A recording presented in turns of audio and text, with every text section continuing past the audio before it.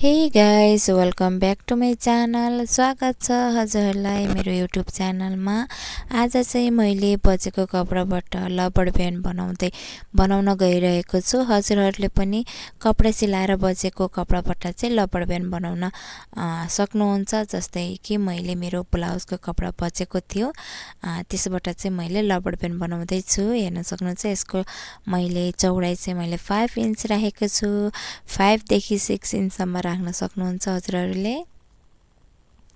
यसको फुल लम्बाइ चाहिँ मैले 20 इन्च राखेको छु। हजुरहरूले 16-17 इन्च पनि राख्न सक्नुहुन्छ। मैले चाहिँ यसको 20 इन्च राखेको छु। यसरी भिडियोमा देखे चाहिँ गरेर तपाईहरुले पनि बनाउन सक्नुहुन्छ। यो कपडालाई मैले सिधा गरेर कटिङ गरेँ। कटिङ गरिसकेपछि चाहिँ हेर्न सक्नुहुन्छ, यो कपडा चाहिँ सिधामा सिधा राख्ने अनि सिलाउने। सिलाइसकेपछि चाहिँ त्यसलाई आइरन गरिदिने। आइरन गरिसकेपछि चाहिँ यता उताको कपडा लिएर फोल्ड गरेर र साइडको कपडालाई चाहिँ हामीले पिन अफ गर्नुपर्ने हुन्छ। अनि हेर्न सक्नुहुन्छ, जसरी मैले पिन अफ गरेको छु त्यसरी हजुरहरूले नि गर्न सक्नुहुन्छ।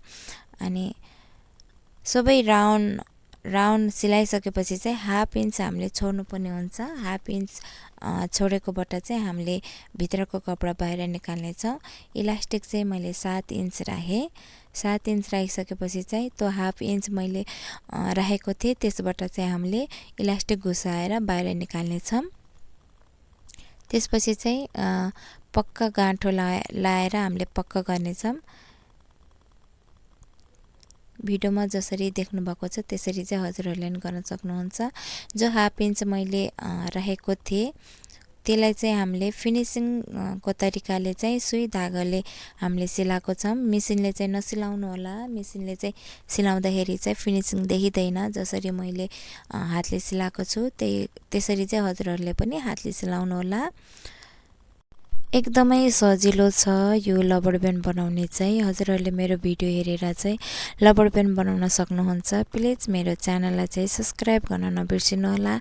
सब्स्क्राइब गरिसकेपछि बेल आइकनलाई पनि दबाउन नबिर्सिनु होला। अझै पनि म यस्तै नयाँ राम्रो भिडियो लिएर आउने नै छु।